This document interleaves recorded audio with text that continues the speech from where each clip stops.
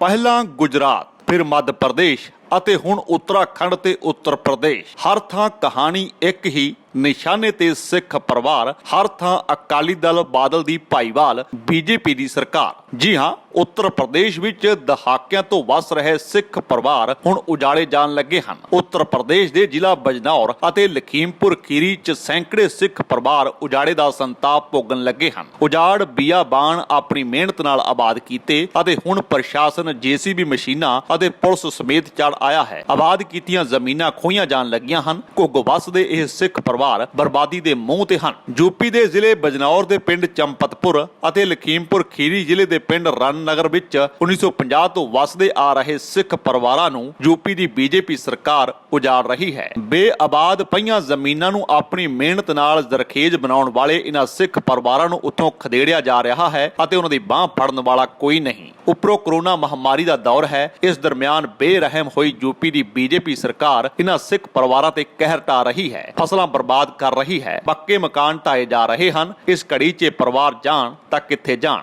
ਜੰਗਲਾਤ ਮਹਿਕਮੇ ਦਾ ਕਹਿਣਾ ਹੈ ਕਿ ਇਹ ਜ਼ਮੀਨ ਜੰਗਲ ਦੀ ਹੈ, ਪਰ 70 ਸਾਲ ਤੋਂ ਇਹ ਜ਼ਮੀਨ ਸਿੱਖ ਪਰਿਵਾਰ ਵਾ ਰਹੇ ਹਨ। ਪੱਕੇ ਕਨੈਕਸ਼ਨ ਹਨ, ਪੱਕੇ ਮਕਾਨ ਸਮੇਤ ਮੁਕੰਮਲ ਦਸਤਾਵੇਜ਼ ਦੇ ਬਾਵਜੂਦ ਸਰਕਾਰ ਉਹਨਾਂ ਨਾਲ ਇਸ ਤਰ੍ਹਾਂ ਦਾ ਵਿਵਹਾਰ ਕਰ ਰਹੀ ਹੈ ਜਿਵੇਂ ਉਹ ਕਿਸੇ ਦੂਜੇ ਮੁਲਕ ਚੋਂ ਆਏ ਹੋਣ। 600 ਦੇ ਕਰੀਬ ਪੰਜਾਬੀ ਸਿੱਖ ਪਰਿਵਾਰ ਉਜਾੜੇ ਦੇ ਮੁਹਾਨ ਤੇ ਹਨ। ਸਿੱਖ ਸੰਗਠਨ ਉੱਤਰ ਪ੍ਰਦੇਸ਼ ਦੇ ਪ੍ਰਧਾਨ ਜਸਵੀਰ ਸਿੰਘ ਵਿਰਕ ਸਮੇਤ ਸਿੱਖ ਆਗੂ ਉਹਨਾਂ ਦੀ ਹਮਾਇਤ ਵਿੱਚ ਅੱਗੇ ਆਏ ਹਨ। ਉਹਨਾਂ ਦਾ ਕਹਿਣਾ ਹੈ ਕਿ ਪ੍ਰਸ਼ਾਸਨ ਸ਼ਰੇਆਮ ਧੱਕਾ ਕਰ ਰਿਹਾ ਹੈ। ਬੀਜੇਪੀ ਦੀ ਸਰਕਾਰ ਇੱਕ ਪਾਸੇ ਉੱਤਰਾਖੰਡ 'ਚ ਕਿਸਾਨਾਂ ਦੀ ਪੱਕੀ ਫਸਲ ਪੁਲਿਸ ਚਾੜ ਕੇ ਵੜਵਾ ਰਹੀ ਹੈ, ਤਾਂ ਬਿਜਨੌਰ ਅਤੇ ਲਖੀਮਪੁਰ ਖੀਰੀ 'ਚ ਇਹਨਾਂ ਸਿੱਖ ਪਰਿਵਾਰਾਂ ਨੂੰ ਇੱਥੋਂ ਉਜਾੜਿਆ ਜਾ ਰਿਹਾ ਹੈ। ਉਹਨਾਂ ਨੇ ਸਭ ਨੂੰ ਇਕਮੁੱਠ ਹੋਣ ਦੀ ਅਪੀਲ ਕੀਤੀ ਹੈ। ਵਾਹਿਗੁਰੂ ਜੀ ਕਾ ਖਾਲਸਾ, ਵਾਹਿਗੁਰੂ ਜੀ ਕੀ ਫਤਿਹ।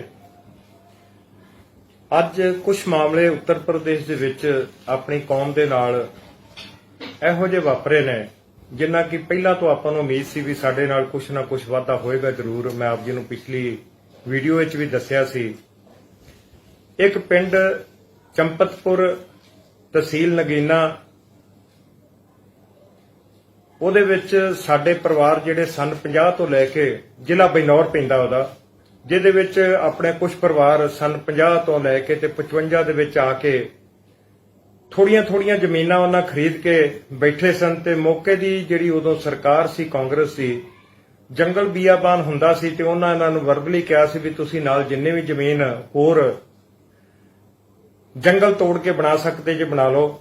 ਇਹਨਾਂ ਨੇ ਆਪਣੀ ਹਿੰਮਤ ਦੇ ਨਾਲ ਮਿਹਨਤ ਕਰਕੇ ਦਿਨ ਰਾਤ ਜੰਗਲੀ ਜਾਨਵਰਾਂ ਦੇ ਨਾਲ ਲੜ ਕੇ ਜ਼ਮੀਨਾਂ ਆਬਾਦ ਕੀਤੀਆਂ।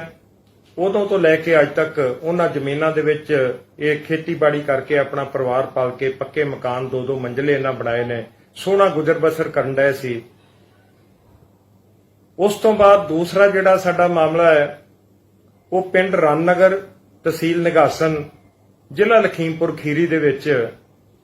ਇੱਥੇ ਵੀ ਇਹ ਪਰਿਵਾਰ ਕਰੀਬ, ਉੱਥੇ ਵੀ 250-300 ਪਰਿਵਾਰ ਸੀ, ਇੱਥੇ ਵੀ 250-300 ਪਰਿਵਾਰ ਹੈ। ਜਿਹੜਾ ਇਹ ਵੀ 50 ਔਰ 55 ਦੇ ਕਰੀਬ ਇੱਥੇ ਆਇਆ ਸੀ। ਉਦੋਂ ਇੱਥੋਂ ਦਾ ਜਿਹੜਾ ਇੱਕ ਸ਼ਾਹੂਕਾਰ ਸੀ, ਉਹਦੇ ਤੋਂ ਇਹਨਾਂ ਜ਼ਮੀਨ ਕੁਝ ਪੈਸੇ ਉਹਨੂੰ ਦੇ ਕੇ, ਬੇਆਬਾਦ ਜ਼ਮੀਨਾਂ ਸਨ, ਇਹ ਉਹਨਾਂ ਉੱਥੇ ਕਬਜ਼ੇ ਕਰਕੇ ਬੈਠੇ ਔਰ 50 ਤੋਂ ਲੈ ਕੇ 64 ਤੱਕ ਇਹ ਉਹਦੇ ਵਿੱਚ ਆਪਣੀ ਖੇਤੀਬਾੜੀ ਕਰਕੇ ਉਹਦੇ ਜੰਗਲ ਵਗੈਰਾ ਇਹਨਾਂ ਪੁੱਟ ਕੇ ਤੇ ਬਹੁਤ ਸੋਹਣੀ ਜ਼ਮੀਨ ਬਣਾ ਕੇ ਤੇ ਆਪਣੇ ਮਕਾਨ ਵੀ ਉਹਦੇ ਚ ਬਣਾ ਲਿਆ।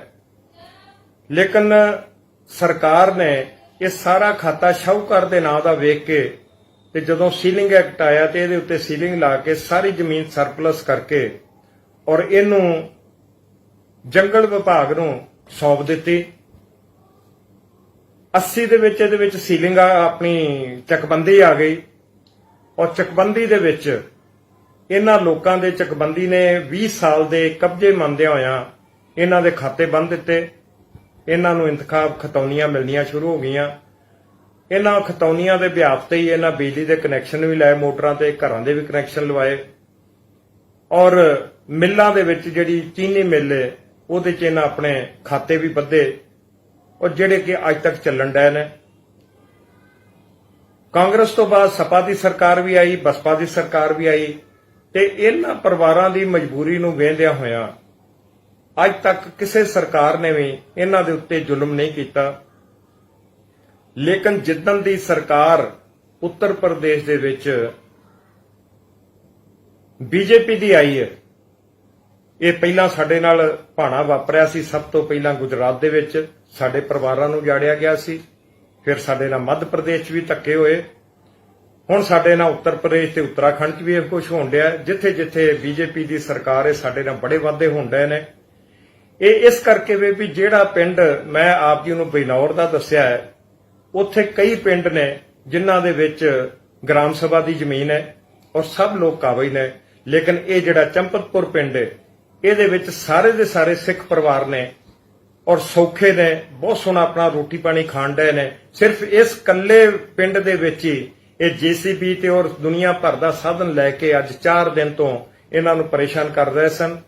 ਇਸੇ ਤਰ੍ਹਾਂ ਸਾਡੇ ਰਣਨਗਰ ਦੇ ਵਿੱਚ 1 ਤਰੀਕ ਤੋਂ ਇਹ ਕੁਝ ਜੀਸੀਬੀ ਔਰ ਬਾਕੀ ਸਮਾਨ ਲੈ ਕੇ ਆਏ ਸਨ। ਇਹਨਾਂ ਨੇ ਖਾਈ ਪੁੱਟਣੀ ਸ਼ੁਰੂ ਕੀਤੀ ਸੀ। 2 ਦਿਨ ਤੱਕ ਖਾਈ ਪੁੱਟਦੇ ਰਹੇ, ਅਸੀਂ ਭਾਈਨਸ ਕਰਦੇ ਰਹੇ, ਲੇਕਿਨ 3 ਤਰੀਕ ਨੂੰ ਜਦੋਂ ਇਹਨਾਂ ਘਰਾਂ ਦੇ ਵਿੱਚ ਵੜ ਕੇ ਸਾਡੀਆਂ ਔਰਤਾਂ ਦੀ ਬੇਇੱਜ਼ਤੀ ਕਰਨੀ ਸ਼ੁਰੂ ਕੀਤੀ ਤੇ ਫਿਰ ਉੱਥੇ ਸਾਡੇ ਸਿੱਖ ਪਰਿਵਾਰਾਂ ਤੋਂ ਵੀ ਜਿਹੜਾ ਹੈ ਉਹ ਆਪਣੇ ਦੇ ਉੱਤੇ ਸੰਯਮ ਨਹੀਂ ਰਿਹਾ ਤੇ ਟਾਕਰਾ ਹੋਇਆ, ਲੇਕਿਨ ਬਹੁਤ ਜ਼ਿਆਦਾ ਕੋਈ ਨੁਕਸਾਨਦਾਇਕ ਟਾਕਰਾ ਨਹੀਂ ਸੀ। ਉਦੋਂ ਤੇ ਇਹ ਸਾਰੇ ਜਣੇ ਚਲੇ ਗਏ, ਲੇਕਿਨ ਅੱਜ ਇਹ ਸੈਂਕੜਾਂ ਦੇ ਹਿਸਾਬ ਨਾਲ ਸਟਾਫ, ਪੁਲਿਸ, ਹਰ ਤਰ੍ਹਾਂ ਦਾ ਸਾਧਨ ਲੈ ਕੇ ਉਹ 50 ਟਰੈਕਟਰ ਲੈ ਕੇ, ਕਈ ਜੀਸੀਬੀ ਲੈ ਕੇ ਉੱਥੇ ਪਹੁੰਚੇ ਤੇ ਇਹਨਾਂ ਨੇ ਅੱਜ ਸਾਡੇ ਖਲੋਤੇ ਗੰਨੇ ਔਰ ਖਲੋਤੀਆਂ ਫਸਲਾਂ ਜੋ ਦੁਨੀਆਦਾਰੀ ਸੀ ਸਭ ਦਾ ਸਭ ਇਹਨਾਂ ਵਾਹ ਕੇ ਬਰਾਬਰ ਕਰ ਦਿੱਤਾ। ਅਸੀਂ ਸਿੱਖ ਸੰਗਠਨ ਵੱਲੋਂ ਡੀਐਮ ਨੂੰ ਮਿਲੇ। ਡੀਐਮ ਇੱਕੋ ਗੱਲ ਕਹਿੰਦਾ ਸੀ, ਤੁਹਾਡੇ ਕੋਲ ਕੋਈ ਕਾਗਜ਼ ਹੈ ਤੇ ਸਾਨੂੰ ਵਿਖਾ ਦਿਓ। ਅਸੀਂ ਇੱਕੋ ਗੱਲ ਕਹੀ ਵੀ ਜੇ ਸਾਡੇ ਕੋਲ ਕਾਗਜ਼ ਹੁੰਦਾ, ਪਹਿਲੀਆਂ ਸਰਕਾਰਾਂ ਨੇ ਵੀ ਅਜੇ ਤੱਕ ਕਾਗਜ਼ ਨਹੀਂ ਮੰਗੇ, ਤੇ ਤੁਸੀਂ ਅੱਜ ਖਾਲੀ ਇੰਨਾ ਹੀ ਵੇਖ ਲਓ ਵੀ ਅੱਜ ਜਿਹੜੀ ਮਹਾਂਮਾਰੀ ਪੂਰੀ ਦੁਨੀਆ ਚੱਲਣ ਡਈ ਹੈ, ਲੋਕੀ ਤਰਾਈ ਕਰਨ ਡਏ ਨੇ, ਉਹਦੇ ਵਿੱਚ ਕੋਈ ਵੀ ਜਿੰਨੀ ਕਿਸੇ ਦੀ ਸਮਰੱਥਾ ਹੈਗੀ ਹੈ ਇੱਕ ਦੂਜੇ ਦੀ ਮਦਦ ਕਰਨ ਡਿਆ ਹੈ। ਉਹ ਤੁਸੀਂ ਅੱਜ ਸਾਡੇ ਵਸਿਆਂ ਪਰਿਵਾਰਾਂ ਨੂੰ ਉਜਾੜ ਕੇ ਤੇ ਕਰੋਨਾ ਵਰਗੀ ਬਿਮਾਰੀ 'ਚ ਉਹਨਾਂ ਭੁੱਖਿਆਂ ਨੰਗਿਆਂ ਨੂੰ ਕੱਢ ਕੇ ਬਾਹਰ ਸੜਕ ਤੇ ਬਹਾ ਦਿਓਗੇ। ਥੋੜਾ ਜਿਹਾ ਸਾਨੂੰ ਰਾਹਤ ਦਿਓ, ਸਾਨੂੰ ਕੁਝ ਦਿਨ ਦਾ ਸਮਾਂ ਦੇ ਦਿਓ, ਅਸੀਂ ਕਿਸੇ ਕੋਰਟ ਵਿੱਚ ਜਾ ਕੇ ਆਪਣੀ ਗੱਲ ਕਹਿ ਸਕੀਏ। ਅਗਰ ਨਹੀਂ ਕੋਈ ਉਪਰਾਲਾ ਹੋਏਗਾ ਤੇ ਬੇਸ਼ੱਕ ਤੁਸੀਂ ਸਾਨੂੰ 2-3 ਮਹੀਨੇ ਦਾ ਟਾਈਮ ਦੇ ਦਿਓ, ਉਸ ਤੋਂ ਬਾਅਦ ਜਿਹੜਾ ਜੋ ਤੁਸੀਂ ਕਰਨਾ ਹੋਏ ਕਰ ਲਿਓ। ਲੇਕਿਨ ਸ਼ਾਮ ਤੱਕ ਅਸੀਂ ਧੱਕੇ ਖਾ ਕੇ ਹੁਣ ਵਾਪਸ ਆ ਗਏ ਆ। ਉਹਨਾਂ ਕੋਈ ਕਾਰਵਾਈ ਆਪਣੀ ਨਹੀਂ ਰੋਕੀ। ਮੈਂ ਆਪ ਜੀ ਨੂੰ ਹੁਣੇ ਉੱਥੋਂ ਦੀਆਂ ਜਿਹੜੀਆਂ ਕੁਝ ਫੋਟੋ ਜਾਂ ਵੀਡੀਓ ਨੇ ਅੱਜ ਦੀਆਂ ਉਹ ਵੀ ਪਾਵਾਂਗਾ, ਜੋ ਸਾਡੇ ਨਾਲ ਉੱਥੇ ਕੱਲ ਬੀਤਿਆ ਸੀ ਉਹ ਵੀ ਪਾਵਾਂਗਾ। ਭਰਾਵੋ, ਤੁਹਾਡੇ ਅੱਗੇ ਹੱਥ ਬੰਨ੍ਹ ਕੇ ਮੇਰੀ ਬੇਨਤੀ ਹੈ, ਅਗਰ ਤੁਸੀਂ ਸਿੱਖ ਕੌਮ ਨੇ ਬਚਣਾ ਹੈ ਤੇ ਇੱਕੋ ਇੱਕ ਉਪਰਾਲਾ ਜੇ ਆਪਸ ਇਕੱਠੇ ਹੋ ਜਾਓ। ਇਹ ਮੈਂ ਬਾਰ-ਬਾਰ ਆਪ ਜੀ ਨੂੰ ਕਹਿਣ ਡਿਆ ਵਾਂ ਤੇ ਅੱਜ ਵੀ ਆਪ ਜੀ ਦੇ ਅੱਗੇ ਬੇਨਤੀ ਹੈ, ਅਸੀਂ 2 ਦਿਨ ਇਹਦੇ ਵਿੱਚ ਜਿਹੜਾ ਹੈ ਹੁਣ ਜਿੰਨੇ ਕਿੰਨਾ ਦੇ ਕੋਈ ਹੋਰ ਨੇਤਾ ਨੇ ਉਹਨਾਂ ਨੂੰ ਮਿਲ ਕੇ ਵੇਖ ਲੈਨੇ ਆ। ਅਗਰ ਨਹੀਂ ਕੋਈ ਨਾ ਉਪਰਾਲਾ ਹੋਇਆ ਤੇ ਇੱਕ ਆਖਰੀ ਉਪਰਾਲਾ ਜਿਹੜਾ ਆਪਣੇ ਕੋਲ ਬਚਦਾ ਹੈ ਉਹ ਭਰਾਵੋ ਤੁਹਾਡੇ ਇਕੱਠ ਦਾ ਹੈ। ਅਗਰ ਤੁਸੀਂ ਸਾਥ ਦਿਓਗੇ ਤੇ 250-300 ਪਰਿਵਾਰ ਸਾਡੇ ਬੈਨੌਰ ਵਾਲੇ ਔਰ 250-300 ਪਰਿਵਾਰ ਸਾਡੇ ਜਿਹੜੇ ਨੇ ਉਹ ਲਖੀਮਪੁਰ ਖੀਰੀ ਵਾਲੇ ਉਹ ਬਚ ਸਕਦੇ ਨੇ। ਹਾਲੀ ਲੜਾਈਆਂ ਆਪਣੀਆਂ ਹੋਰ ਬੜੀਆਂ ਨੇ। ਇਹ ਤੇ ਚਲੋ ਮੰਨ ਲਓ ਸਰਕਾਰ ਦੀ ਜ਼ਮੀਨ ਸੀ ਤੇ ਉਹਦੇ ਵਿੱਚ ਸੜਨਾ ਇਹਨਾਂ ਧੱਕਾ ਕਰ ਲਿਆ। ਸਾਡਾ 3000 ਏਕੜ ਸਾਡੇ 250 ਪਰਿਵਾਰਾਂ ਦਾ ਇਹਨਾਂ ਨੇ ਜਿਹੜਾ ਗੁਰੂ ਨਾਨਕ ਡੈਮ ਦੇ ਵਿੱਚ ਉਹ ਲਿਆ ਹੋਇਆ ਸਨ 64 ਦਾ, ਤੇ ਅੱਜ ਤੱਕ ਸਾਡੇ ਪਰਿਵਾਰਾਂ ਨੂੰ ਇੱਕ ਵਿਸਵਾ ਜ਼ਮੀਨ ਇਹਨਾਂ ਨੇ ਦਿੱਤੀ। ਇਹ ਸਾਡੇ ਨਾਲ ਬਹਿ ਕੇ ਗੱਲ ਕਰਨ ਦੀ 1000 ਕਿੱਲੇ ਪਿੱਛੇ ਸਾਡੇ ਪਰਿਵਾਰ ਉਜਾੜਨ ਡਏ ਨੇ ਤੇ 3000 ਕਿੱਲਾ ਸਾਡਾ ਜਿਹੜਾ ਡੈਮ ਦੇ ਵਿੱਚ ਇਹਨਾਂ ਲਿਆ ਹੈ, ਅੱਜ ਤੱਕ ਸਾਨੂੰ ਇਹਨਾਂ ਇੱਕ ਵਿਸਵਾ ਪੈਲੀ ਨਹੀਂ ਦਿੱਤੀ। ਉਹ ਖਾਲਸੇ ਉਹ ਧੱਕੇ ਅੱਜ ਤੱਕ ਆਪਾਂ ਲੋਕਾਂ ਨੂੰ ਸਹਿਣ ਨਹੀਂ ਦਿੱਤੇ। ਹੁਣ ਆਪਣਿਆਂ ਨਾਲ ਧੱਕੇ ਹੁੰਦੇ ਨੇ। ਕਿੰਨਾ ਚਿਰ ਇਸ ਤਰ੍ਹਾਂ ਘਰ ਬਹਿ ਕੇ ਜਿਹੜੇ ਉਹ ਆਨੰਦ ਮਾਣਦੇ ਰਹੋਗੇ? ਭਰਾਵਾਂ ਦਾ ਸਾਥ ਦਿਓ। ਆਪ ਜੀ ਅੱਗੇ ਹੱਥ ਬੰਨ੍ਹ ਕੇ ਬੇਨਤੀ ਹੈ, ਅਸੀਂ ਆਪਣਾ 2 ਦਿਨ ਜ਼ੋਰ ਲਾਵਾਂਗੇ।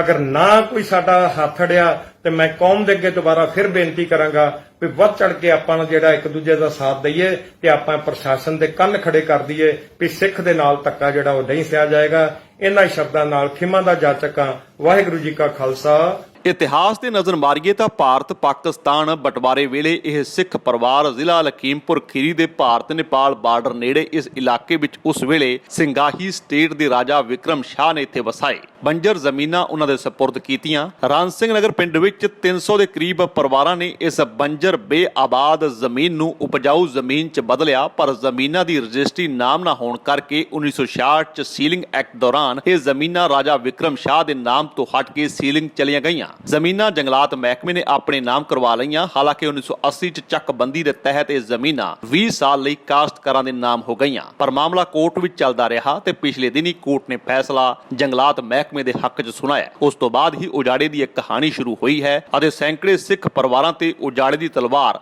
लटक रही है। जी, जब सन 47 की बांट हुआ तो सन 47 के बाद में कांग्रेस सरकार ने हमको ये जगह मतलब इस जगह पर बसाया। ये आबाद जब पाकिस्तान से आई, ये आबाद जगह थी और यहाँ पर हमारी तीसरी पीढ़ी गुजर चुकी है। हम भी पुरखा हो चुके हैं, लगभग 70 साल में हम भी पहुँचने वाले हैं। हाँ जी, और ये सब गरीब लोग हैं, 2-2 3-3 एकड़ इनके पास खेती है और सरकार हमको परेशान कर रही है और फसलें खड़ी है और टंकियाँ लैटरिनें सब मतलब पक्के मकान बने, मोटर कनेक्शन है, पक्के मकान बने हुए हैं। इनको उजाड़ने का भी उजाड़ने की भी बात आ रही है सामने। हाँ जी, सामने आ रही है। इसमें जो है आप लोगों को सरकार से कोई नोटिस मिली या कोर्ट ने कोई नोटिस दिया? नहीं जी, हमको कोई नोटिस अभी तक पहले से आपको नोटिस नहीं दिया गया पहले और आकर के डायरेक्ट सीधे? हाँ जी, सीधे आ गए। इसके लिए आप सरकार से क्या बात पहुंचाना चाहेंगे? ऐसा है कि मैं यही अपील चाहता हूँ कि सरकार हमारी मदद करे। छोटे छोटे बच्चे हैं, इस चीज़ के लिए हमको सरकार के यही मांग है कि हमारी हेल्प करें।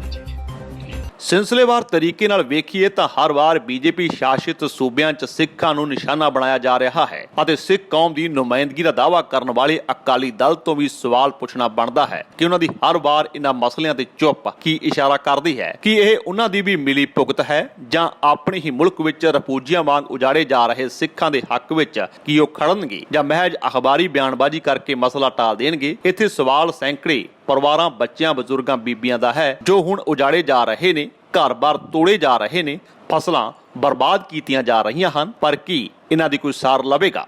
ਜੇਕਰ ਤੁਹਾਨੂੰ ਸਾਡਾ ਇਹ ਉਪਰਾਲਾ ਚੰਗਾ ਲੱਗਾ ਹੈ ਤਾਂ ਇਸ ਨੂੰ ਲਾਈਕ ਕਰੋ, ਸ਼ੇਅਰ ਕਰੋ ਅਤੇ ਸਾਡੇ YouTube ਚੈਨਲ ਨੂੰ ਸਬਸਕ੍ਰਾਈਬ ਕਰੋ।